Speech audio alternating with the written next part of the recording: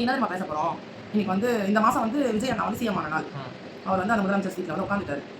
நம்பிக்கைன்னு ஒன்று சொன்ன பார்த்தீங்களா, அது என்ன நம்பிக்கை தெரியுமா? இந்த மாதத்துல தான் அன்னையர் தினம் வந்துச்சு, மதர்ஸ் டே. அம்மா அப்பாவை நல்லா பார்த்துக்கிறவங்களுக்கு என்றைக்குமே மதர்ஸ் டே தான், என்றைக்குமே ஃபாதர்ஸ் டே தான். ஏன்னா நல்லா பார்த்துக்கோங்க. அதே மாதிரி எல்லாமே பர்ஃபெக்டாக எப்பயுமே பார்த்துட்டே இருப்பாங்கன்னு சொல்ல முடியாது. கோவம் வரும்போது அப்பா அம்மா பேசுவோம், ஏசுவோம். யாராக இருந்தாலும் மாமியார் மாமனார், அப்பா அம்மா, நம்ம கூட பிறந்தவங்க எல்லாருமே சண்டை கட்டிக்கிறது அது இயல்பு தான், பொதுவாக இயல்பான ஒரு விஷயம். நம்பிக்கைன்னு ஒன்று சொன்ன பார்த்தீங்களா, அந்த நம்பிக்கைக்கு வரேன். மூட நம்பிக்கை இதெல்லாம் நிறைய சொல்லுவாங்க. நான் உணர்ந்தவங்களுக்கு உண்மை.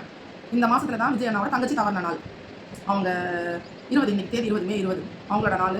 நம்மளுக்குன்னு ஒரு அசம்ஷன், நம்மளுக்குன்னு ஒரு இது இருக்கும் பார்த்தீங்களா, அதை வச்சு நான் சொல்கிறேன். இது உண்மையாக பொய்யான்றது யாருக்கும் தெரியாது. ஆனால் எனக்கு மனசில் படுது, ஒருத்தவங்க வீட்டில் தவறிட்டாங்கன்னா அவங்க வந்து தெய்வமாக வழிபட்டோம். பொதுவாக எங்களுக்கு சொல்லி கொடுத்து பழகிருக்காங்க. எங்கள் வீட்டில் எங்கள் அப்பா அம்மா, எங்கள் தாத்தா பாட்டி, எங்கள் வீட்டில் யாராச்சும் எங்கள் தாய் மாமா தவறி இருக்காரு.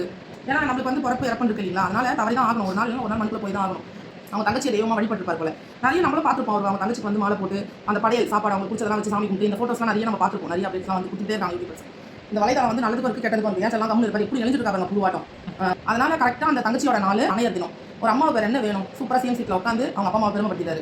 அதுக்கப்புறம் நிறைய பேர் நான் இந்த சோஷியல் மீடியாவை பொறுத்த வரைக்கும் யாருமே ஸ்ப்ரெட் பண்ண மாட்டாங்க, அதை பரவ மாட்டாங்க. கெட்டதை மட்டும் தூக்கி முன்னக்கூட்டியே போடுவாங்க. விஜய் அவங்க அம்மாவை கையை உதறி தட்டி விட்டுட்டாரு. விஜய் அவங்க அம்மாவை மதிக்கல.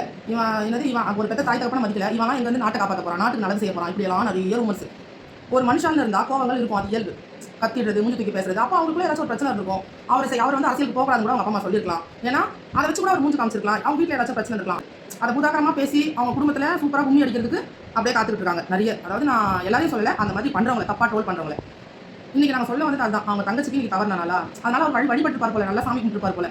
அதனால கரெக்டாக அந்த மாதம் அவருக்கு சூப்பராக அமைஞ்சிருக்கு பார்த்தீங்களா. எங்களுக்கு அது மனசில் தோணுச்சு, எங்களுக்கு வந்து அது டச் ஆச்சு.